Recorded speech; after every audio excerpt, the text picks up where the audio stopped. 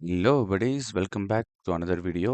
So இன்னைக்கு இந்த வீடியோவில் நம்ம என்ன பார்க்க போகிறோம் அப்படின்னா, நாளைக்கு மார்க்கெட்டு பற்றின ஓவரால் நிஃப்டி என்ன டைரக்ஷன் அண்ட் ஓப்பன் இன்ட்ரெஸ்ட்டில் என்ன மாதிரி சேஞ்சஸ் இருக்குது அப்படின்றத பார்த்துட்டு, and weekly support and resistance என்ன எக்ஸ்பெக்டேஷன்ஸ் பண்ணுறோம், ப்ளஸ் மார்க்கெட் என்ன டைரக்ஷன்ஸுக்கு போகிறதுக்கு சான்சஸ் இருக்குது.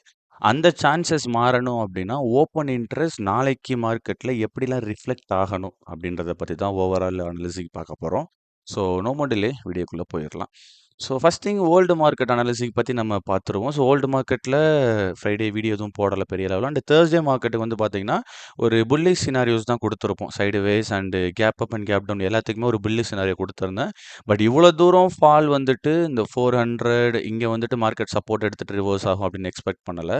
அந்த இடத்துல ஒரு சின்ன பேரிஸ் ட்ரேட் மட்டும் எடுத்திருந்தோம். ஓகேங்களா? ஸோ நம்மளுடைய எம்டிசி செட்டப் படி 930 எம்டிசி வந்து நமக்கு கிரியேட் ஆயிருந்துச்சு. ஸோ அந்த இடத்துல வந்து ஒரு நல்ல ஒரு பேரிஸ் ட்ரேட் எடுத்திருந்தோம். கிட்டத்தட்ட 132 பாயிண்ட் கிட்ட நல்ல ப்ராஃபிட்.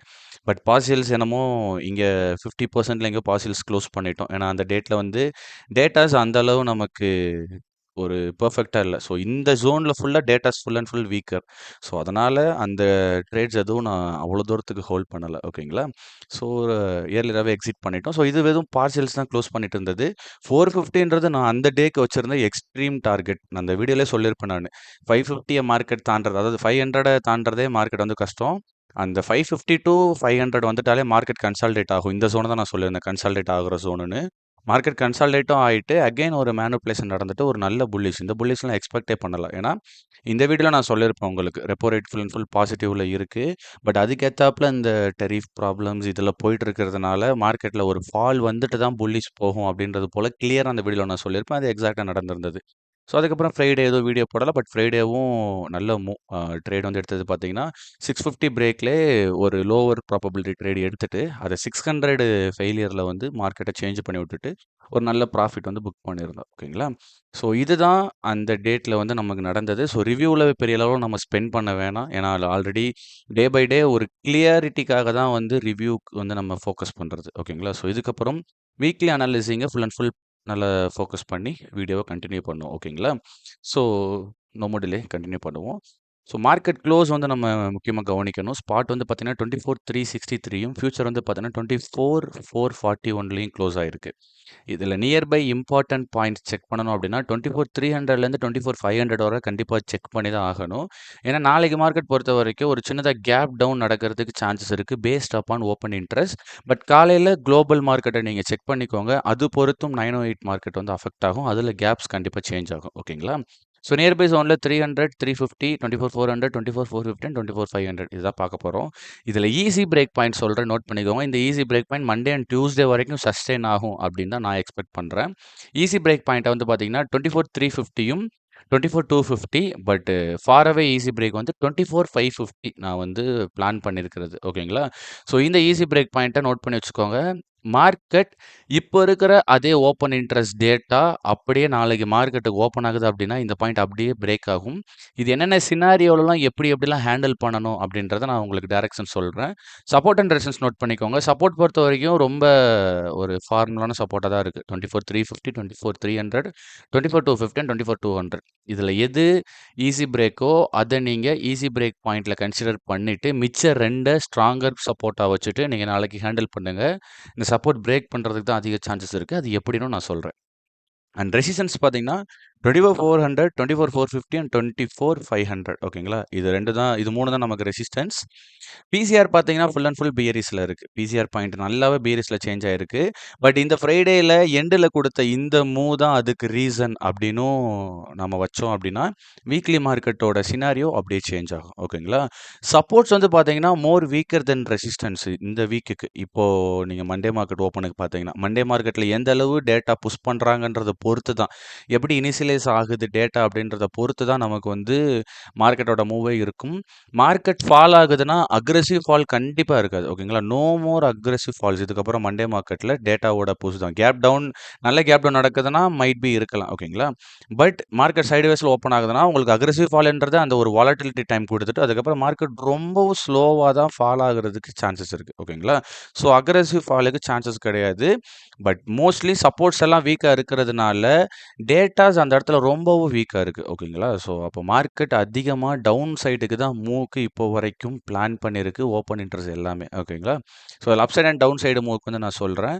ஸோ அப் சைடுக்கு மார்க்கெட்ல ட்ரேட் எடுக்கணும் அப்படின்னா, ரொம்பவும் ஸ்ட்ராங்கரான சேஞ்சஸ் வேணும். ஃபார் எக்ஸாம்பிள், ஒண்ணு மார்க்கெட் 24,300ல சப்போர்ட் எடுக்கணும். ஆர் 24,200ல சப்போர்ட் எடுக்கணும். ஓகேங்களா? ஸோ இந்த இடத்துல இந்த 250லாம் நமக்கு வந்து ஈஸி பிரேக் பாயிண்ட். ஸோ அதனால அத வந்து நம்ம கன்சிடர் பண்ண முடியாது. ஸோ மார்க்கெட் 24,300ல சப்போர்ட் எடுக்கணும். இல்ல 200 சப்போர்ட் எடுக்கணும்.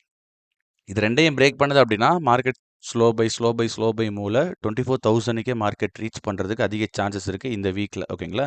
ஸோ இது எல்லாமே நமக்கு ஒரு ஈஸியா நமக்கு மூவ் ஆயிரும். மார்க்கெட் வந்து 24,200 தாண்டுது அப்படின்னா, அதனுடைய டேட்டாஸ்ல. அண்ட் 24,500 வந்து பார்த்தீங்கன்னா, ரொம்பவும் ஸ்ட்ராங்கரான ரெசிஸ்டன்ஸ் இந்த 24,500 ஓகேங்களா?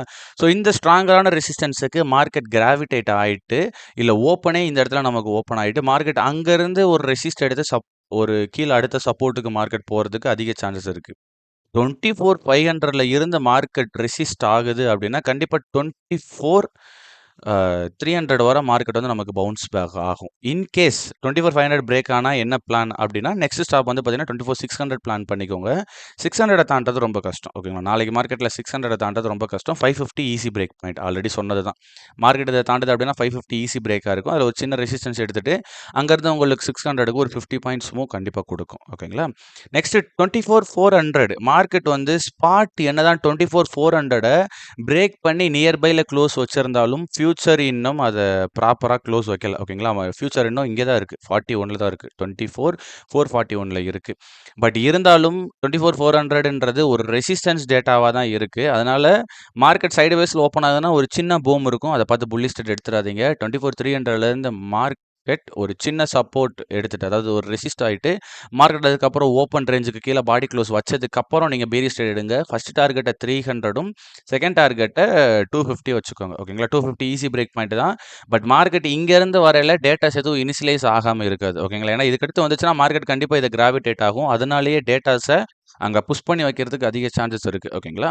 ஸோ இத பிரேக் பண்ண உடனே அங்கருந்து நீங்க உங்களுக்கு பேரிஷ் ட்ரேட் கிடைக்கும். ஒரு 50 பாயிண்ட்ஸ் கிட்ட எஸ்எல், 100 பாயிண்ட்ஸ் கிட்ட டிபி உங்களுக்கு கண்டிப்பா கிடைக்க சான்சஸ் இருக்கு. 250யோட ரியாக்ஷன்ஸ பார்த்துட்டு பார்ஷியல்ஸ் க்ளோஸ் பண்ணிட்டு, பேலன்ஸ நியர் பை ஸ்விங்ல பிரேக் ஈவன் பண்ணிட்டு, நீங்க மூவ் பண்ணீங்க அப்படின்னா, அடுத்து ஒரு நல்ல மூவ் கிடைச்சுச்சு அப்படின்னா, கவர் பண்ணலாம். ஓகேங்களா? இது ஒரு சினாரியோ. நான் சொல்றது 24,400லேருந்து ரெசிஸ்ட் ஆகுது அப்படின்னா. 24,400 பிரேக் ஆச்சு அப்படின்னா, அடுத்து உங்களுக்கு என்ன சினாரியோ நடக்கும்? அடுத்து எங்க போகும்? அப்படின்றது உங்களுக்கு ஆல்ரெடி நான் சொல்லிட்டேன். ஓகேங்களா? டவுன் சைடுக்கு வந்து அப் சைடு அளவுக்கு நமக்கு டேட்டாஸ் அந்த அளவு சப்போர்ட் பண்ண தேவையில்ல. ஏன்னா ஆல்ரெடி வந்து டேட்டா டவுன் சைடு தான் நமக்கு சப்போர்ட் பண்ணியிருக்கு. ஸோ லாட் ஆஃப் சான்சஸ் வந்து மார்க்கெட் ஈஸியா டவுன்ல போறது தான் சான்சஸ் இருக்கு.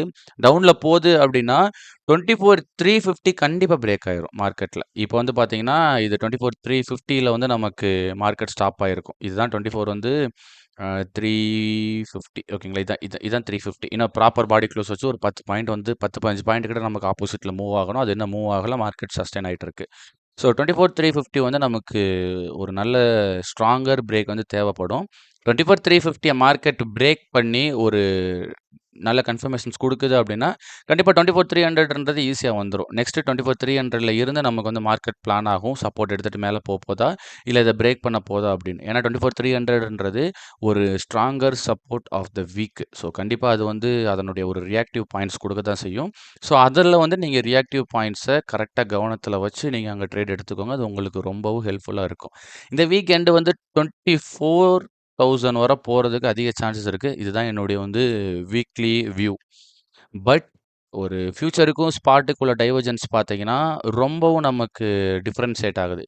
உங்களுக்கு பாயிண்ட் வைஸ்ல பார்த்தாலே ஒரு 80-90 பாயிண்ட்ஸ் டிஃபரன்ஸ் இருக்கு. பட் மார்க்கெட்ல இன்னமும் நெறைய சேஞ்சஸ் இருக்கு. ஓகேங்களா? ஸோ அதனால ரொம்ப ப்ராப்பரா ஒரு மினிமம் ட்ரேட் வந்து எடுக்க நீங்க இந்த வீக்குக்கு வந்து ஒரு பிளான் பண்ணுங்க. ஸோ நாளைக்கு மார்க்கெட் ஃபுல்லாவே டவுன் வியூல இருந்தாலும், குளோபல் வியூ இன்கேஸ் பாசிட்டிவ்ல இருக்கு அப்டின்னா, அது உங்களுக்கு ஒரு சின்ன அப்சைட் மூவ் இருக்கும். அத பார்த்துட்டு மார்க்கெட் அப்சைடு தான் போகும் அப்டின்னு ட்ரேட் எடுத்துறாதீங்க. அந்த லைவ்ல இருக்கிற ஓப்பன் இன்ட்ரெஸ்ட் டேட்டா இனிஷியலைஸ் ஆயிருக்கா? இப்ப நான் சொல்லியிருக்கிற பாயிண்ட்ஸ்ல டேட்டா இன்னும் அடிஷனலா ஆட் ஆயிருக்கா? அப்டின்றத கம்பேர் பண்ணி ஓஎச்என்ஞ்ச செக் பண்ணி ட்ரேட் எடுங்க. அது உங்களுக்கு இன்னமும் அதிகமா சப்போர்ட் பண்றதுக்கு அதிக சான்சஸ் இருக்கு. இன்கேஸ் இந்த எம்டிசி ட்ரேடிங் செட்டப்பையும் அண்ட் நம்மளுடைய ஓப்பன் இன்ட்ரெஸ்ட் அனலைசிங் செட்டப்பையும் நீங்க உங்களுடைய டெக்னிக்கல்ல ஓவர்லேப் பண்ணணும் அப்படின்னு நினைச்சீங்க அப்படின்னா, கீழ டிஸ்கிரிப்ஷன்ல இருக்க வாட்ஸ்அப் நம்பருக்கு மெசேஜ் பண்ணுங்க. ஃபுல் டீட்டெயில்ஸும் நான் உங்களுக்கு ஷேர் பண்றேன். நெக்ஸ்ட்டு நாளைக்கு மார்க்கெட்க்கான ரிவ்யூ அண்ட் டியூஸ்டே மார்க்கெட்க்கான அனலைசிங் வீடியோல மீட் பண்றேன். Thank you. பை.